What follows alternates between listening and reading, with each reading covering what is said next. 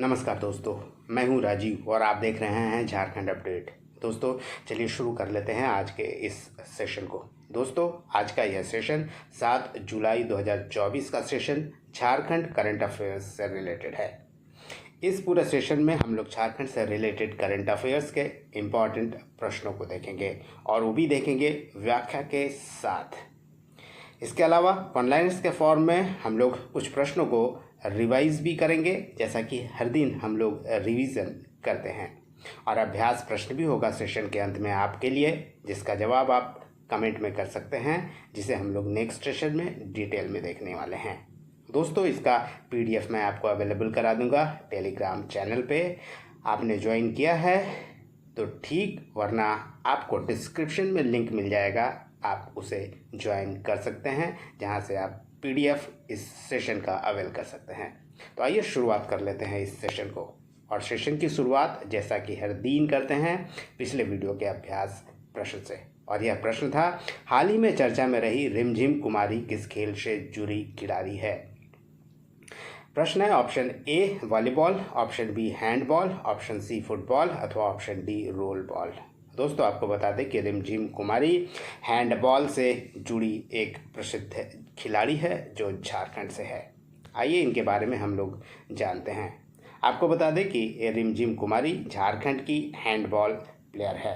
नवंबर 2023 में उज्बेकिस्तान के ताशकंद में HFI ट्रॉफी का आयोजन किया गया था, जिस ट्रॉफी में रजत पदक जीतने में रिमझिम कुमारी सफल रही थी। आपको बता दें कि वो सरायकेला खरसवां की रहने वाली है, और रिमझिम कुमारी के वर्तमान में कोच हैं हसन इमाम मलिक, जो कि टाटा स्टील ट्रेनिंग सेंटर में इंटरनेशनल हैंडबॉल कोच हैं। चलिए दोस्तों अब सेशन की शुरुआत हम लोग करते हैं नए प्रश्नों के साथ, और आज का झारखंड से रिलेटेड नया प्रश्न है, ब्रांड फाइनेंस की ताज़ा रिपोर्ट 2024 के अनुसार भारत का सबसे वैल्यूएबल ब्रांड कौन है। Option A Tata, option B SAIL, option C DVC अथवा ऑप्शन डी CCL। दोस्तों ब्रांड फाइनेंस ने हाल ही में जो रिपोर्ट जारी किया है उसके अनुसार टाटा सबसे वैल्यूएबल ब्रांड बना है। आपको बता दें कि टाटा भारत का सबसे वैल्यूएबल ब्रांड अब बन गया है, और टाटा का ताज सबसे बेहतरीन भारतीय ब्रांड के रूप में लगातार मजबूत भी होता जा रहा है। आपको बता दें कि दूसरे और तीसरे स्थान पर रहा है इस ब्रांड फाइनेंस के रिपोर्ट में इन्फोसिस और HDFC ग्रुप। ब्रांड मूल्यांकन सलाहकार ब्रांड फाइनेंस की ताज़ा रिपोर्ट के अनुसार दोस्तों बता दें, जो हाल ही में जारी किया गया 2024 का रिपोर्ट, उसमें विभिन्न जो कारोबारी हैं और जो सक्रिय है उसमें टाटा ग्रुप का ब्रांड वैल्यू 9% बढ़ी है, और 28.6 अरब हो गया है ब्रांड वैल्यू टाटा का।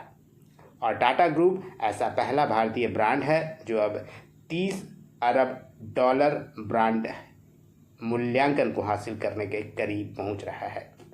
वहीं IT कंपनी इन्फोसिस ने भी 9% की वृद्धि दर्ज की है, और इसका ब्रांड वैल्यू वर्तमान में 14.2 अरब डॉलर आंका गया है। वहीं HDFC जिसे तीसरा स्थान हासिल हुआ है 10.4 अरब डॉलर के साथ तीसरे स्थान पर इंडियन ब्रांड वैल्यू में रैंक कर रहा है। वहीं आपको बता दें जो ब्रांड फाइनेंस है यह ब्रांड वैल्यूएशन कंसल्टेंसी है, और अलग अलग कंपनियों का ब्रांड वैल्यूएशन करता है, और उसके तहत एक रिपोर्ट भी जारी करता है प्रतिवर्ष, और इसी रिपोर्ट में टाटा ब्रांड को सबसे बेहतर ब्रांड माना है 28.6 अरब डॉलर के साथ। प्रश्न नंबर 2 है, डॉक्टर राम कुमार सिंह को किस विश्वविद्यालय का नया वाइस चांसलर यानी कुलपति नियुक्त किया गया है। ऑप्शन है option A Ranchi university, option B DSPMU यानी doctor Shyama Prasad Mukherjee university, option C CUJ central university of Jharkhand, option D है BBMKU यानी विनोद बिहारी महतो कोयलांचल यूनिवर्सिटी धनबाद। इसका सही उत्तर है दोस्तों option D BBMKU। Doctor Rajkumar Singh को हाल ही में विनोद बिहारी महतो कोयलांचल यूनिवर्सिटी धनबाद का वीसी नियुक्त किया गया है, यानी ऑप्शन डी इस प्रश्न का सही उत्तर है। आपको बता दें कि डॉक्टर राजकुमार सिंह को हाल ही में कुलपति नियुक्त किया गया है विनोद बिहारी महतो कोयलांचल यूनिवर्सिटी का, और वह विश्वविद्यालय के तीसरे स्थायी कुलपति होंगे।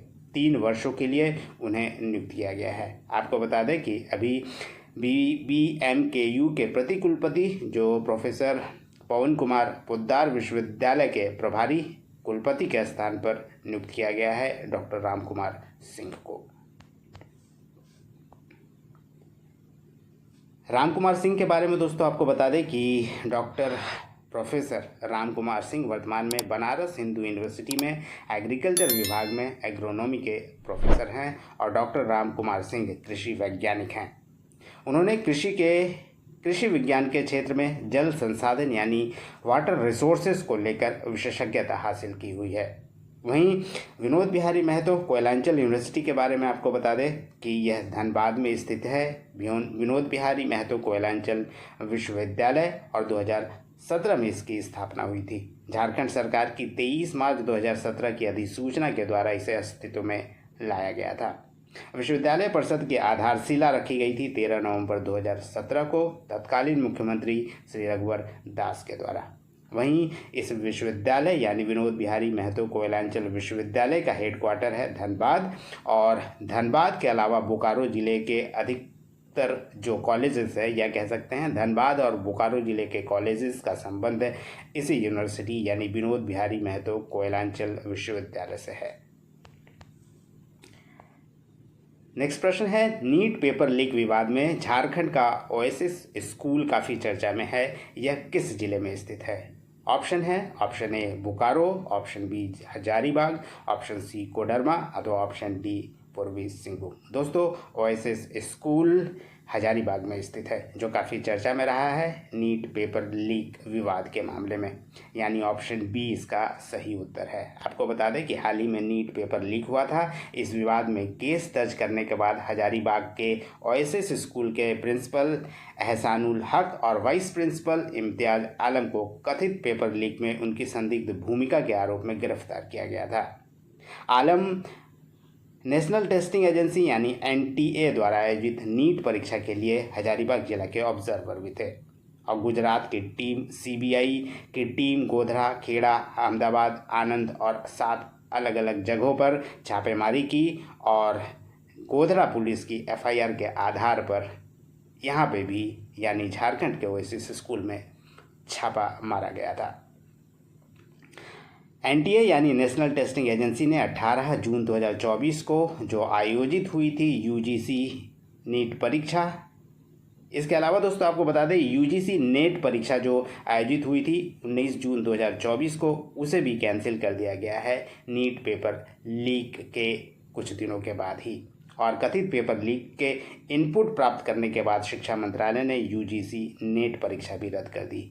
आपको बता दें दोस्तों नीट पेपर लीक के मामले में जो रिपोर्ट आई थी उसके आधार पर नेट परीक्षा को भी कैंसिल किया गया था, क्योंकि ये भी जांच के घेरे में है। अब वैसे इसे नीट पेपर लीक के बाद इसे कैंसिल कर दिया गया है UGC नेट को।